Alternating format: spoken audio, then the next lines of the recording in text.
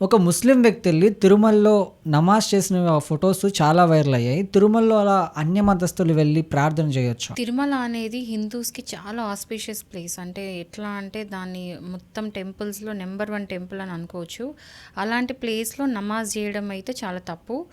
దీనికేంటంటే ఇప్పుడు ఏదైనా సరే టెంపుల్ అనేది ఎండోమెంట్ యాక్ట్ కిందకొస్తది. So, Andhra Pradesh charitable and Hindu religious institutions and endowments act కింద ఏంటంటే అక్కడ ఏదైతే టెంపుల్ ఉన్నాయో ఆ లోపల ఉన్న ప్రెమైసెస్‌లో ఏదైతే హిందూ సాంప్రదాయం ప్రకారం చేయాల్సిన రిచువల్స్ మాత్రమే చేయాలి.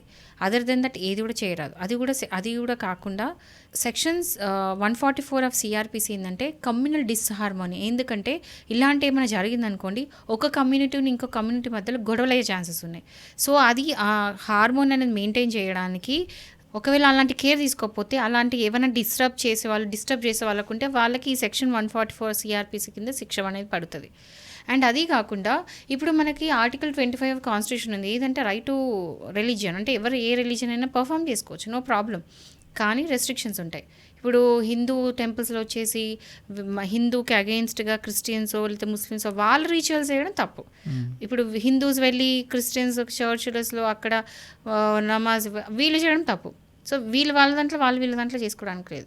లక్కీలు ఏంటంటే అంటే మన హిందూస్కి ఉన్న ఒక ఏమంటే గోల్డెన్ హార్టా లేకపోతే అది గ్రేట్నెస్ అని చెప్పాలంటే అంటే తిరుమలకి ఏ రిలీజియన్ వాళ్ళైనా వెళ్ళొచ్చు. ఈ పర్టికులర్ హిందూస్ వెళ్ళాలని లేదు. ముస్లిమ్స్ వెళ్ళొచ్చు, క్రిస్టియన్స్ వెళ్ళొచ్చు, సిక్కులు వచ్చి ఎవరు వెళ్ళొచ్చు, ఏ రెస్ట్రిక్షన్స్ లేవు.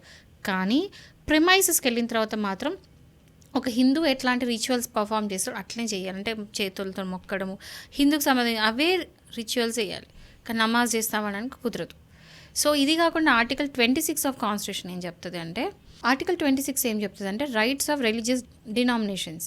ఏంటంటే ఎవ్వరు అయినా వచ్చి తిరుమలలో ఏదైనా చెయ్యొచ్చు, అంటే వెళ్ళొచ్చు, ఏమైనా చేయొచ్చు. బట్ ఆ ప్రిమైసెస్లో మాత్రం వాళ్ళు ఏం చెప్తారో, వాళ్ళు ఎలాంటి సాంప్రదాయాలు పాటించమంటారో అలాంటి సాంప్రదాయాలు పాటించాలి. ఎగ్జాంపుల్ శారీ కట్టుకోవడం అని రెస్ట్రిక్షన్స్ ఉన్నాయి తిరుమలలో.